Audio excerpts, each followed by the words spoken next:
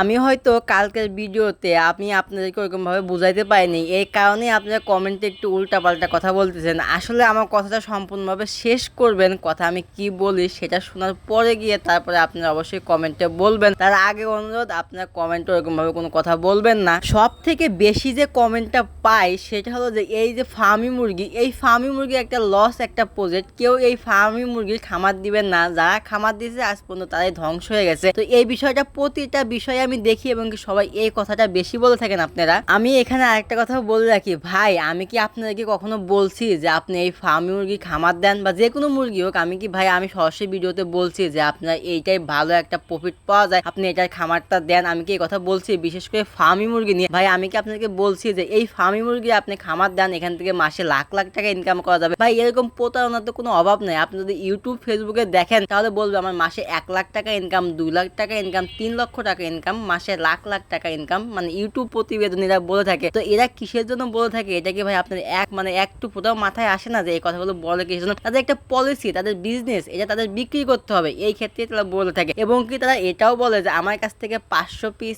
1000 piece বাচ্চা নিয়ে আপনি উঠান, আপনি একজন স্বাবলম্বী হয়ে যাবেন। তো ভাই আমি কি এই কথা আজ পর্যন্ত বলছি যে আমার কাছ থেকে 500 পিস বাচ্চা নেন, 1000 পিস বাচ্চা নেন, আপনি নতুন উদ্যোক্তা, আপনি নিয়ে দেখেন মাস গেলে আপনি হাজার হাজার টাকা ইনকাম হবে? আমি কি এই কথা আগে কোন সময় বলছি? আমি প্রতিনিয়তই বলে থাকি যে ভাই আমি কাউকে মিথ্যা আশ্বাস দেব না, যেটা সত্য সেটাই আমি বলার চেষ্টা করবো ইনশাল্লাহ। আমি আপনাদেরকে এতটুকু বলে থাকি যে আপনি যদি শখের বশতে এক কথায় বাড়ির ডিম উৎপাদন করে সেই ডিমগুলো আপনি খেতে চান ফ্যামিলির সাথে, সেই ক্ষেত্রে আপনি ফার্মি মুরগি লালন পালন করেন, তবে বেশি না 10 থেকে 15টা আপনি এই ফার্মি মুরগি লালন পালন করেন, তাহলে আপনার যে শখটা থাকবে সেই শখটাও পূরণ হয়ে যাবে এবং কি আপনি যে ডিমটা পাচ্ছেন সেই ডিমটাও আপনি পেয়ে যাচ্ছেন। এটা আর কি মূলত আমি আপনাদেরকে বলে থাকি। আপনারা অনেকেই বলেন ফার্মি মুরগির থেকে দেশি মুরগি ভালো, আমি বলি ভাই জীবনেও ফার্মি মুরগির থেকে দেশি মুরগি কোনো মতেই ভালো না। কারণ দেশি মুরগি সব থেকে 12 থেকে 13টা ডিম দেয়, ডিম দিয়ে ওরা কুচে বসে যায়, আর ফার্মি মুরগি ও একটানা ডিম পারে তা ওরা কুচে বসে না, এই ক্ষেত্রে আর কি ওরা খুবই ভালো। আর একটা যেটা বেশি গুণ থাকে সেটা হলো ফার্মি মুরগি এবং কি দেশি মুরগিরা দুইজনই আর কি প্রাকৃতিকের সাথে মিশে খাইতে পারে, ওরা রোগ ব্যাধি খুবই কম হয়,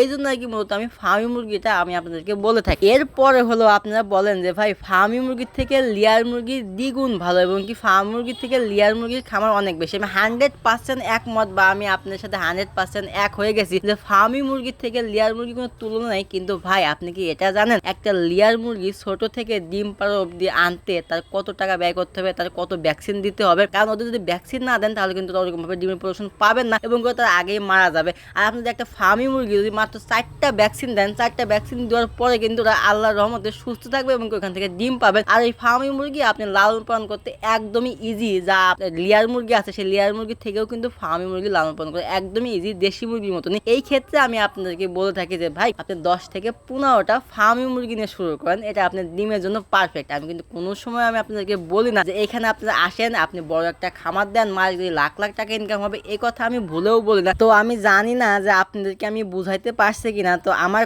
কথায় কেউ একটু মনোক্ষুণ্ণ হবেন না, আপনাদেরকে অনুরোধ করে বলছি। আমি জাস্ট এতটুকুই বলতেছি, এখনো বলতেছি, আপনারা যদি শখের বশত এক কথায় ছোট একটা ফ্যামিলি আপনার ডিমের চাহিদাও পূরণ করবেন, কিছু মুরগিও লালন পালন করবেন, সেই ক্ষেত্রে আপনি ফার্মি মুরগি নিয়ে কাজ করতে পারেন। এটা পর্যাপ্ত পরিমাণ ডিম দিবে, আপনার ফ্যামিলির যে ডিমের চাহিদা সেটা পূরণ করবে। আমি এই কথা আমি আজও বলছি, আগেও বলবো, পরেও বলবো। তো আজকের ভিডিওটা বেশি বড় করবো না, এখানে শেষ করবো। আর যদি কোনো কোশ্চেন থেকে থাকে আপনাদের অবশ্যই কমেন্টে বলে যাবেন, আমি কালকের ভিডিওতে সম্পূর্ণ ডিটেলস বলে দেবো। তো সবাই ভালো থাকবেন, সুস্থ থাকবেন, দেখা হবে কালকে নতুন একটা ভিডিওতে। আল্লাহ হাফেজ।